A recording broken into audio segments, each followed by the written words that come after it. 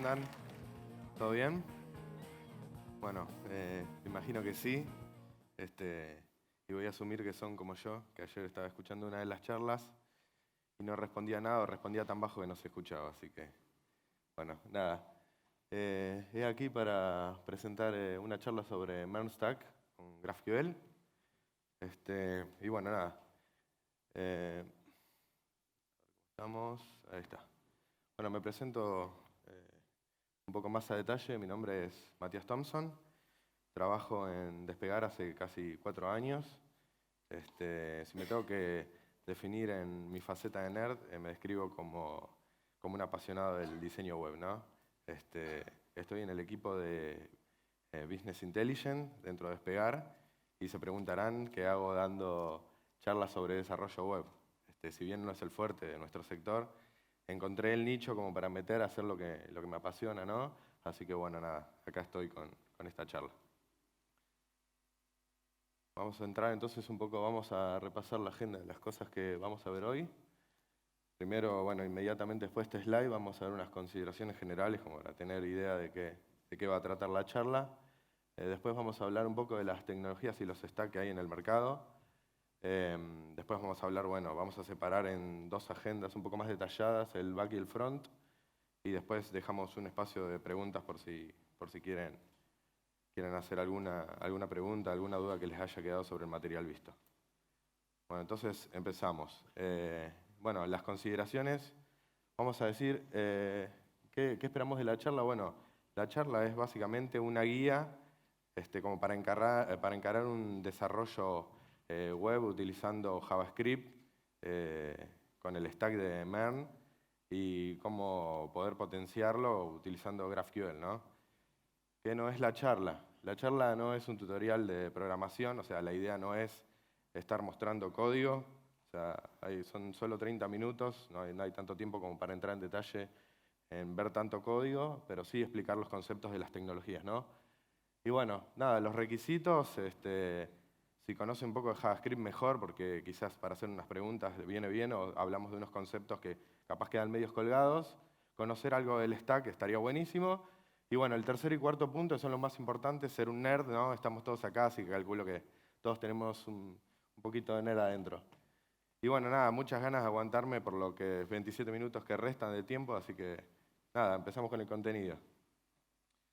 Bueno, acá vamos a hablar un poco de las tecnologías y los stacks del mercado y vemos como rol principal que cumple JavaScript, porque JavaScript es el lenguaje que interpretan los browsers, digamos, no tenemos otra cosa. Y en torno a JavaScript surgieron un montón de frameworks o librerías que cada vez van en crecimiento. Seguramente ahora estoy hablando y hay 3 locos por el mundo creando un nuevo framework y ya quedamos desactualizados. Es así, tenemos que estar corriendo todo el tiempo, pero bueno, nada, si nos ponemos a ver en detalle, están sobresaltados React, Angular y Vue porque son los que los desarrolladores eligen, es como el top 3 de las tecnologías de frontend en JavaScript. Y bueno, nada, vamos a explicar un poco de cada uno, como para tener noción de contra qué nos estamos comparando. Así que bueno, tenemos Angular, Vue y React. Bueno, Angular fue creado por Google, es creado y mantenido por Google, es un framework y el sistema de plantillas que utiliza es JavaScript embebido dentro de templates HTML. La comunicación de los componentes es de 2 vías y la forma de actuar que tiene para realizar los cambios sobre la UI es sobre el DOM original.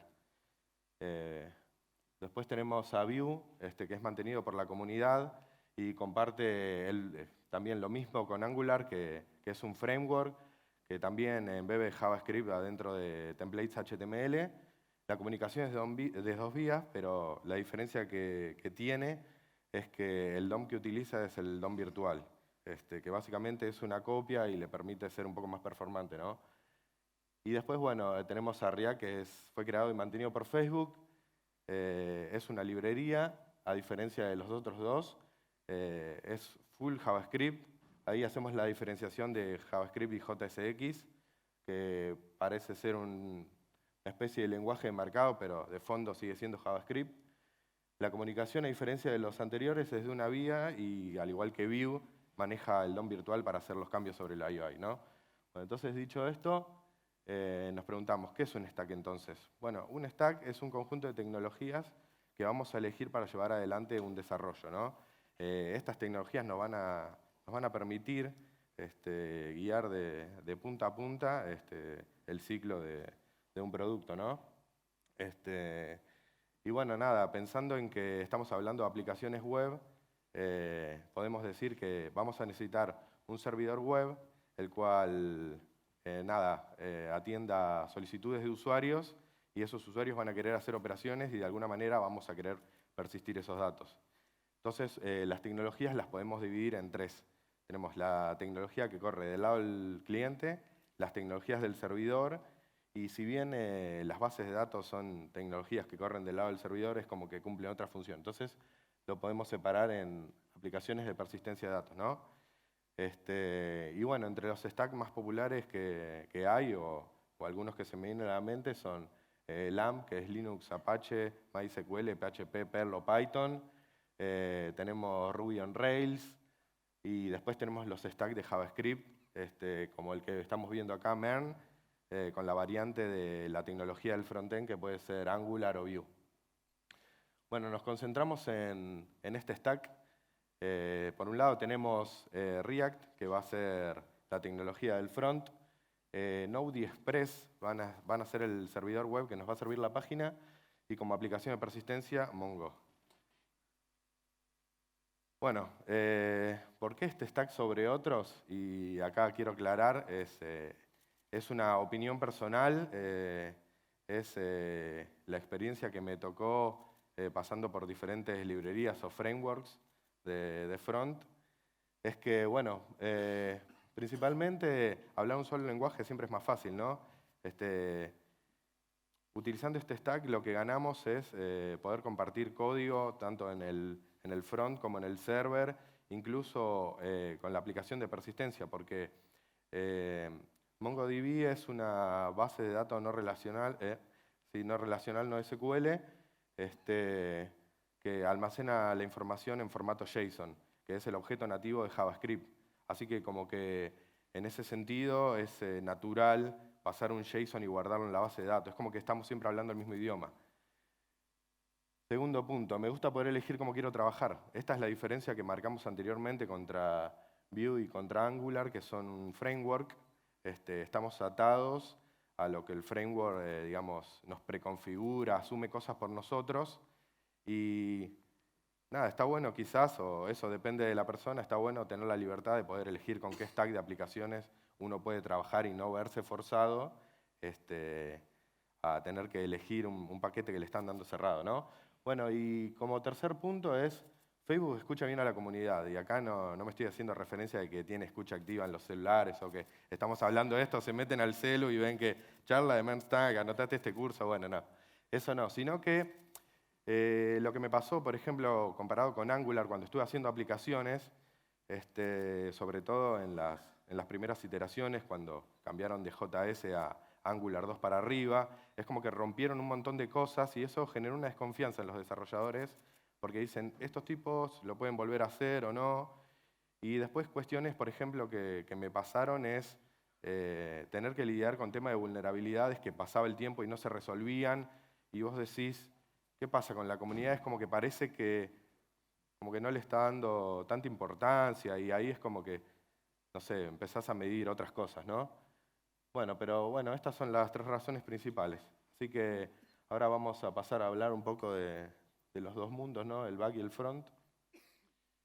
Bueno, empezamos acá con la agenda de frontend. Vamos a hablar un poco de las tecnologías, estructura del proyecto, cómo gestionamos el estado, interacción con el backend, cómo enrutar la aplicación, autenticación, autorización y tema de UI y estilos. Bueno, anteriormente, como mostré todo el ecosistema que hay alrededor de JavaScript, acá muestro un paquete que podemos armar con React. Como dije, es una librería y necesita de otras tecnologías para poder tener un producto final que sea potente, que esté bien pulido, ¿no? Sacando a Babel y a Webpack, y bueno, SSA, que es el nuevo estándar funcionalidades que nos da JavaScript.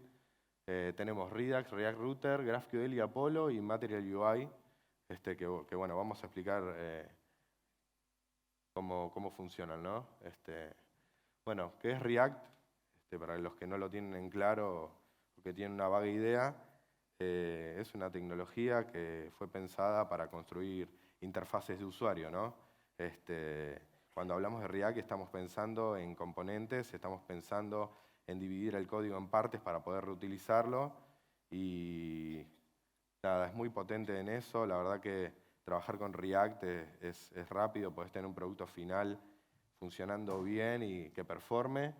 Y bueno, nada, hoy en día se hacen aplicaciones web, single page application, se hacen hasta aplicaciones mobile, es renderizado en el servidor, cosas muy, muy copadas. Bueno, para salir andando rápido, en un proyecto de React podemos usar la librería Create React App, que básicamente hace magia por nosotros. Y lo que nos hace esta librería es, nos deja el camino para que nosotros nos enfoquemos en el desarrollo, ¿no? Porque uno cuando empieza un proyecto, lo que le interesa es poner manos en el trabajo y resolver la solución, ¿no? Preocuparse por cómo compilar, cómo vas a hacer con el servidor de pruebas, cómo vas a correr los tests, todo ese tipo de cosas, digamos, no te guían a la solución, sino son cosas que se necesitan. Y bueno, esta librería te deja todo el escafón necesario para seguir adelante tu proyecto y no preocuparte por esto, ¿no? Y bueno, y después de esto te preguntas, ¿y ahora qué? Bueno, te empezás a preguntar las cuestiones que involucran a lo que dijimos, la solución de tu aplicación. ¿Cómo vamos a manejar el estado? Si tenemos que interactuar con servicios de backend, ¿cómo vamos a hacerlo? ¿Cómo va a estar configurada o cómo va a estar dividida la UI? ¿Con qué criterio vamos a componentizar? Y todas esas cuestiones, ¿no? Bueno, entonces vamos a hablar un poco de la gestión del estado. Y bueno, una de las opciones que tenemos para la gestión del estado es usar Redux, que Redux es básicamente un estado global que se define en la aplicación, conocida como la fuente de la verdad, a la cual distintos componentes se pueden suscribir para ser notificados de los cambios, ¿no? ¿Cómo funciona? Bueno, tenemos un store y una interfaz de usuario. El store está compuesto por un root reducer que a su vez adentro tiene reducer, que ahora vamos a explicar qué son, y un estado. Los componentes dentro de la interfaz del usuario se van a suscribir a ese estado para ser notificados cuando haya un cambio. Cuando inicia la aplicación, los componentes que están suscriptos reciben el estado inicial y bueno, nada, después van a querer hacer operaciones, van a querer mutar el estado, van a querer que otros componentes se enteren de lo que están mutando. Entonces, la forma que tienen de hacerlo va a ser a través de disparar una acción, porque el estado en Redux es inmutable. La única forma de mutarlo es a través de una acción que se dispara. Se dispara la acción que genera un cambio, que pasa a través de los reducer, que llevado a código son un switch, una instrucción switch de código, que evalúa que se encuentre la acción, digamos, en esa porción de código y eventualmente efectúa el cambio de estado, ¿no? Y los componentes, si empieza de vuelta el ciclo, son notificados de este cambio. Comunicación entre componentes. Bueno, ¿cómo es React sin Redux? Bueno, nada, tenemos los componentes ahí, como se ven las flechas, se van comunicando de hijos a padres y tienen que subir para bajar, no pueden comunicarse con un hermano directamente, siempre la comunicación es en una sola vía. Esto lo que genera es suciedad en el código porque cuando empieza a crecer la aplicación, empezamos a pasar propiedades para todos lados, empezamos a pasar callbacks para arriba para después poder bajar por otra rama del árbol y esto la verdad que nos ensucia el código. Entonces para esto la solución es Redux, que bueno, como explicamos recién, tiene un store, despachamos acciones y los componentes son notificados. Y también podemos seguir usando la comunicación tradicional, como se ve en el ejemplo de Redux, que un componente básicamente le pasa por propiedades, le pasa un estado. Bueno, interacción con el backend. Bueno, nada, del lado del cliente tenemos la dificultad de que estamos hablando del hardware, ¿no? del cliente. Y ahí hay menos potencia que en lo que tenemos nosotros en nuestros servidores. Por eso es es que, nada, tenemos que desarrollar nuestras aplicaciones pensando en ser performantes, en cuidar cada aspecto que conlleva, ¿no? Correr del lado del cliente. Y bueno, nada, ¿cómo se puede optimizar esto? Se puede optimizar con GraphQL, que GraphQL básicamente es un lenguaje de consultas que podemos utilizar, que va a estar escuchando sobre un puerto, y bueno, nada, una implementación de Apollo que utiliza este lenguaje, ¿no? ¿Cómo funciona esto? GraphQL lo vamos a utilizar para solucionar el tráfico. ¿De qué manera?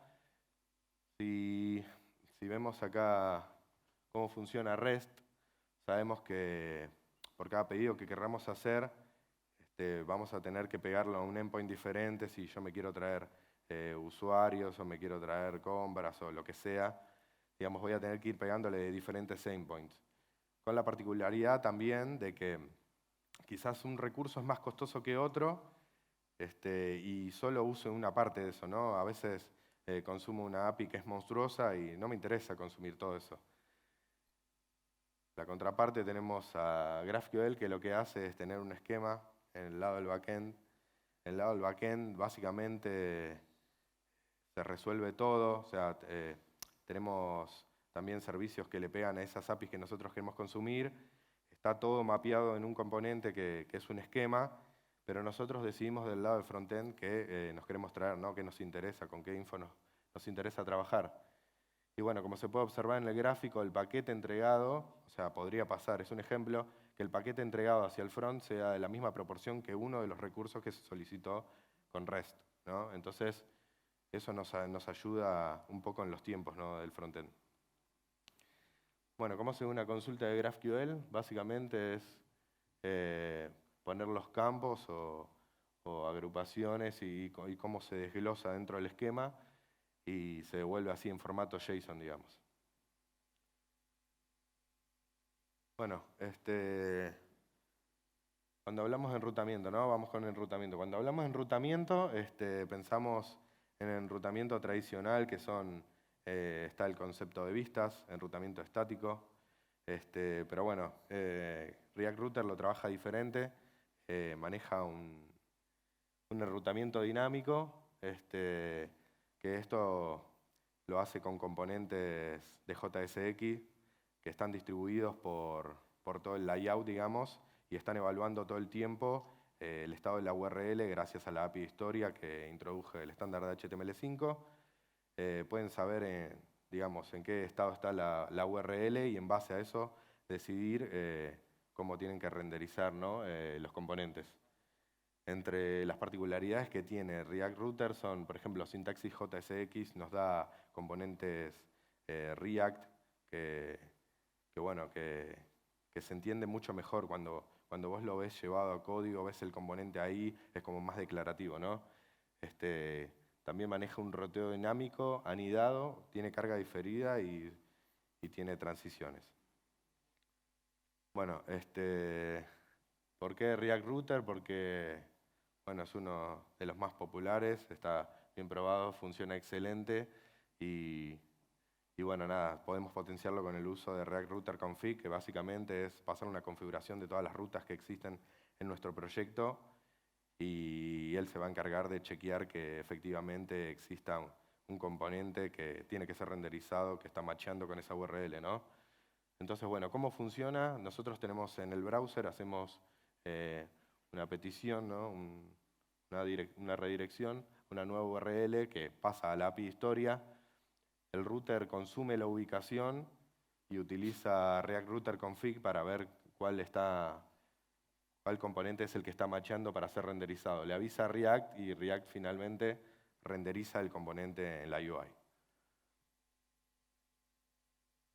Bueno, vamos a hablar un poco de automatización, de autorización y autenticación. Bueno, nada, es importante saber quién nos está consumiendo. Y bueno, nada, para esto vamos a ver cómo vamos a implementar un sistema de autenticación, ya sea devolviéndonos un JSON Web Token, que va a tener la información del usuario con los roles, y en base a eso vamos a permitirle hacer diferentes cosas, ¿no? ¿Cómo funciona el esquema de autenticación? Bueno, tenemos la URL y redirigimos a algún servicio en el cual vamos a meter las credenciales y nos van a dar el OK. Nos redirige con una cookie y bueno, que esa cookie tiene el JSON Web Token y finalmente sabemos quién es el que está logueado. Es una forma de poder implementarlo. Y el router podemos tener un componente para la autorización que va a rapear básicamente a donde se tengan que inyectar las vistas. Y acá vamos a preguntar una cosa, si tiene permisos, si no los tiene, va a ser redirigido al login. Si los tiene, preguntamos si efectivamente existe la ruta y lo redirigimos hacia la vista que queremos ver, hacia el componente que queremos ver, mejor dicho, y si no, bueno, lo mandamos a un 404, algo que no se encontró. Bueno, temas y estilos son muy importantes porque básicamente es todo lo que vamos a ver en el sitio web. Cuando hablamos de estilos, estamos hablando un poco, ¿no?, también de UX y tenemos que tener presentes que tenemos que ponernos a pensar un poco en el usuario, en que todos los escenarios no son iguales y que nada, que nos tenemos que adaptar a eso. Por eso también marcamos hacemos hincapié en un tema, ¿no? Y para esto, para un tema, podemos utilizar la librería de Material UI que nos provee una forma fácil de implementarlo, digamos.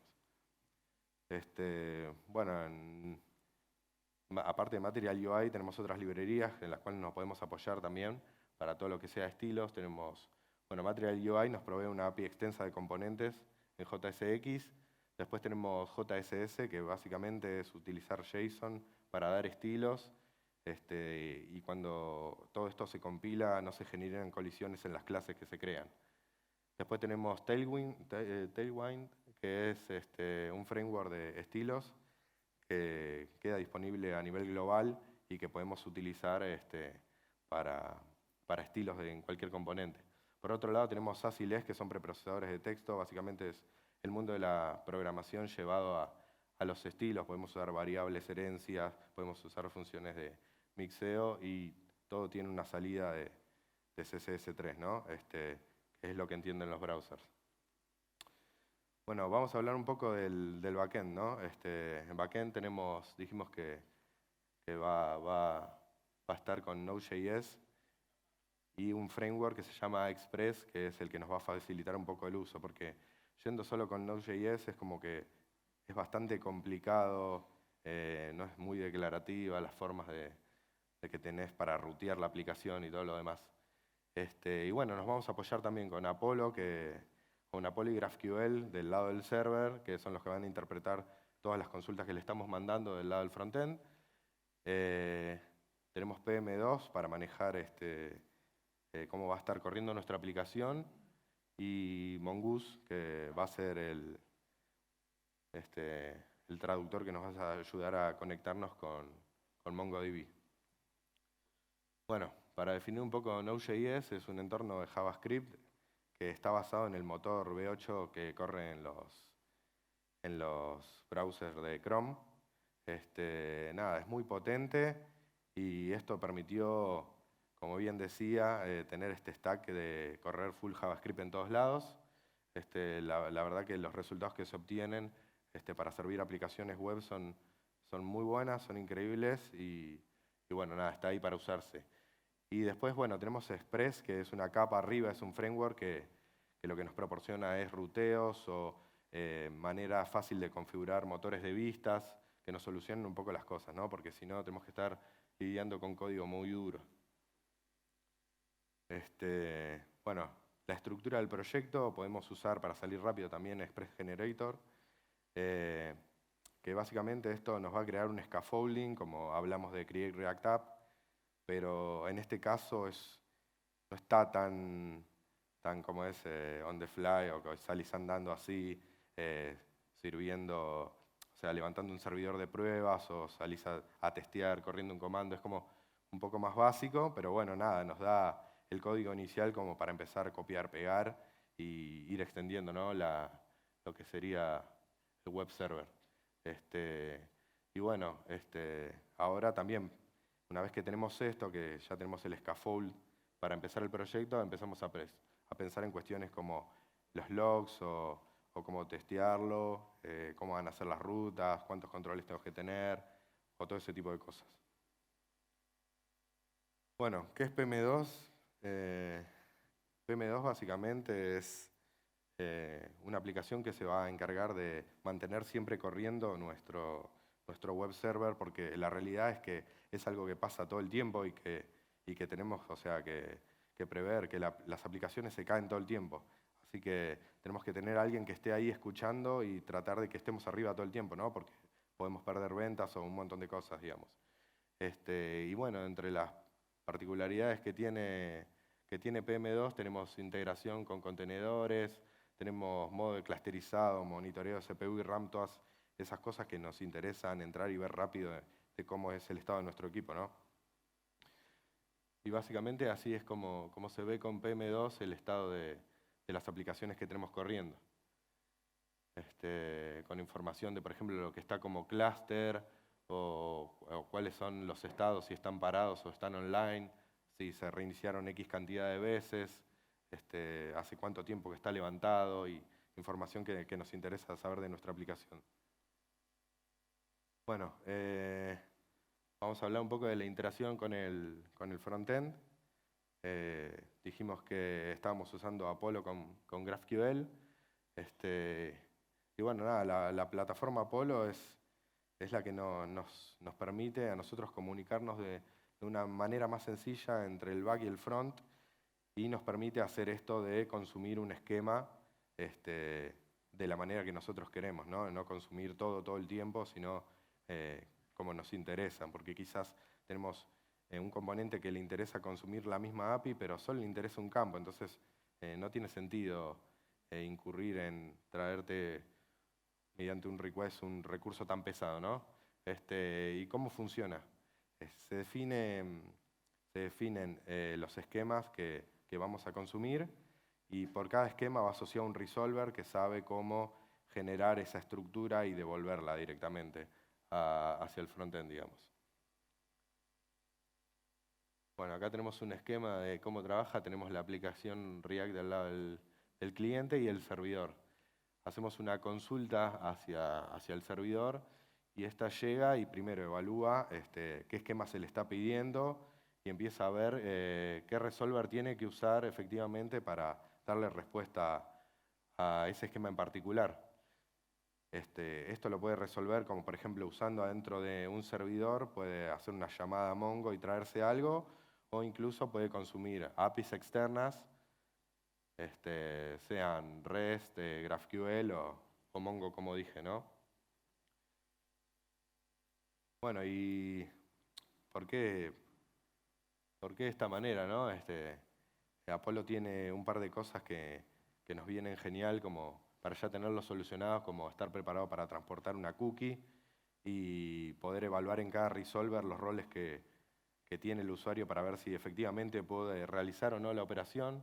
Es un esquema fuertemente tipado, o sea que lo que yo voy a recibir, digamos, yo ya lo conozco, ya sé que voy a recibir esto porque hay un contrato entre medio, ¿no? Hay un módulo del lado del cliente que nos permite manejar fácilmente excepciones y nos permite hacer reintentos en caso de fallas. Esto puede ser usado, por ejemplo, para el autologin. Cuando te logueás y la cookie murió, se puede volver a hacer otro intento que vuelva a crear la cookie y a vos te permita, nada, zafarla por ese lado, ¿no? Podemos escribir consultas y mutaciones con componentes en JSX, que es súper declarativo, y mantenemos un solo endpoint. Solo le estamos pegando al mismo endpoint siempre, pero es como un SQL, le estamos pegando, consultando un esquema, pero siempre al mismo endpoint. Bueno, ¿cómo interactuar con API externa? Bueno, tenemos objetos que se llaman REST Data Sources, que es algo que nos provee Apollo, y esto nos va a poder permitir configurar cómo pegarle a nuestras APIs externas y pasarlas a través de un contexto que reciben todos los resolvers. Cada resolver recibe el contexto donde reciben, por ejemplo, la cookie, y pueden recibir estos REST Data Sources para usar los objetos de manera más fácil para consultar las APIs externas, ¿no? Y bueno, también debemos definir las excepciones que vamos a lanzar, porque si no tenemos excepciones personalizadas, todo va a llegar como un 500 cuando algo falle. Finalmente, bueno, tenemos MongoDB, que ya dijimos un poco que era una base de datos no SQL, que persiste la información en formato JSON, y viene de la mano porque estamos hablando siempre de JavaScript, ¿no? El objeto nativo de JavaScript. Y Mongoose, bueno, es un ODM, que es un Object Document Mapper, que básicamente nos facilita para poder interactuar con la base de datos, proveyéndonos una API extensa de todo lo que queremos hacer en la base. Así que bueno, nada, si quieren saber más dónde buscar, yo siempre recomiendo la documentación oficial de las tecnologías. Hay que entrenar un poco y leer documentación oficial, ese siempre es el mejor camino. Así que bueno, nada, eso fue todo el curso, o la charla, mejor dicho, y si tienen alguna pregunta... Tenemos tiempo para una pregunta. ¿Alguna cosilla? ¿Alguna pregunta por ahí? Ya... Dale.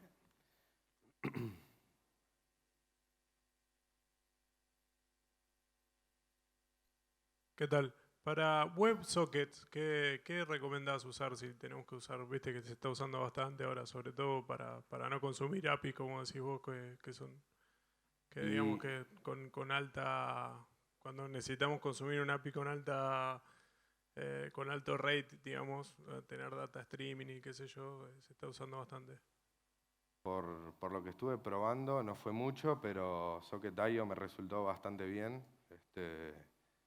Y hay integraciones para poder usar Apollo, igual de ese mismo modo, así que diría que esto encaja igual en lo que vos preguntas, digamos. Un aplauso para Matías, por favor.